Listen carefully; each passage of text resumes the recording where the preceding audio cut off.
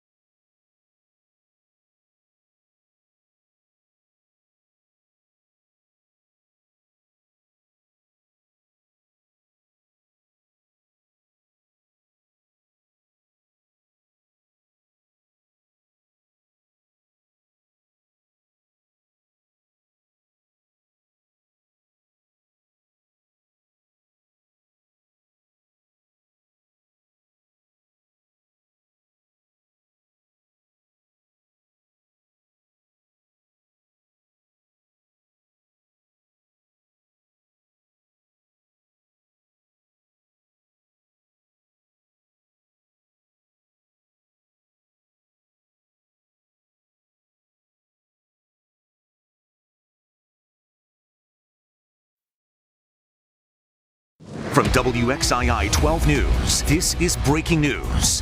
Thanks so much for staying with us. We are following breaking news this morning after a fire broke out at the Weaver Fertilizer Plant last night. Our team is tracking the latest updates from overnight in the field and also in studio this morning. Let's start with Rachel Ellis. She joins us live there from the scene in Winston-Salem. Rachel, you spoke with those first responders overnight. What's the very latest at this half hour? Devontae, Audrey, good morning to you. Yeah, lots of new information coming out of an early news conference this morning with the Winston-Salem Fire Department. I'm going to go over some of those key messages, some of those main points that were made this morning. Right now, crews have moved away from that fire at the Weaver Fertilizer Plant. They ran into an issue with a possible explosive rail car last night. So they moved those crews away, but right now, for safety reasons and also to help work on this fire, there is a fire truck in the backside of that building that is flowing water. No firefighters are there. It's all by itself, and there's another fire truck pumping water into it from a fire hydrant on site. And right now the message is really to make sure people are evacuating that 1 mile radius from where that scene is. As you can see here right now, there's also some road blocking efforts. You can see there's this hazardous material response team van and a Winston-Salem Police Department van right behind us here on Perimeter Point, just one of the many areas that appear emergency responders are staging this morning to try and keep people out of any of the possible evacuation zone areas. Some more information from that newser this morning. Firefighters fought that fire for 2 hours overnight, but like I mentioned, that rail car becoming an issue in the back part of the complex.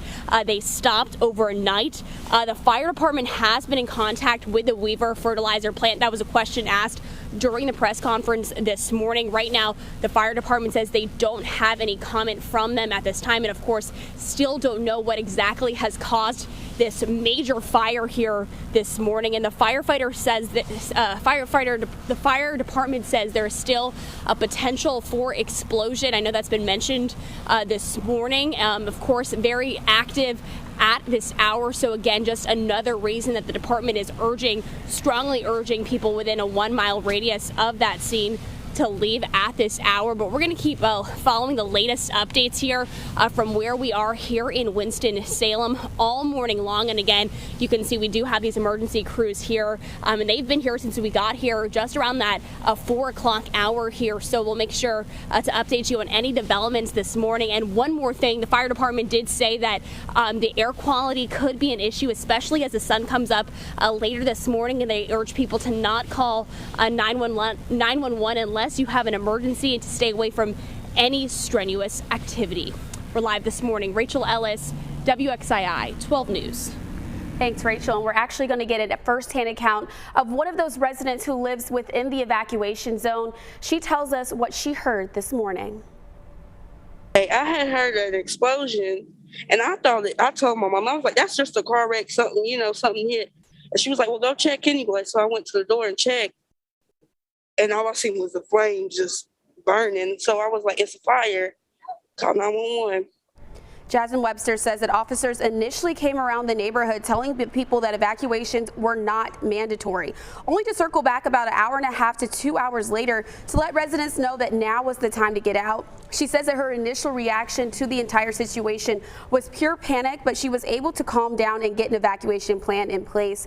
And she does live with her grandmother, who is disabled, but those officers were able to get them into the cars to help them evacuate and leave the neighborhood safely. And we want to go ahead and go over to Brian Slocum. He has more on what people are experiencing this morning as far as air quality. Brian, what can you tell us? Yeah, what we're talking about here, Christina, is burning chemicals, and so that is an immediate concern for the surrounding area. Okay, we're talking about the north side of Winston-Salem where this is burning. To give you a point of reference, Smith Reynolds Airport is in this general vicinity, Highway 52, so it's on the west side of that.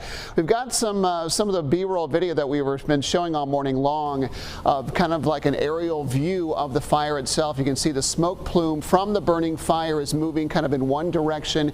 It is spreading out a little bit. You can see that it is affecting a kind of a large area. The smoke is actually rising as it kind of moves away, and we're checking with local hospitals to see if they're getting a lot of calls about respiratory ailments, trouble breathing, burning throat, and any respiratory ailments from that. The prevailing wind from this perspective is out of the north-northeast at about 5 to 10 miles per hour. This is probably the strongest that the wind is going to be today, and it would take it in the general direction toward downtown to really the west side of downtown. We're talking Rinalda Village, getting into the Wake Forest area. This is probably won't get all the way to 421, but if you walk outside, you kind of detect the smell of smoke. Again, we're talking about burning chemicals. You probably want to limit your outdoor exposure because of this. Right now, there doesn't seem to be a lot of issue with this right now, so moderate air quality is going to be expected until we get some people who can actually measure the air quality and talk about what people should do at this point. But if you are typically suffer from heart and lung related ailments, if you have trouble breathing, particle pollution bothers you more than it bothers most people, again, limit your outdoor time today. Today, from a weather perspective, is pretty quiet. We'll have highs in the mid to upper 40s. We'll have much more on that coming up soon. We appreciate it. Thank you.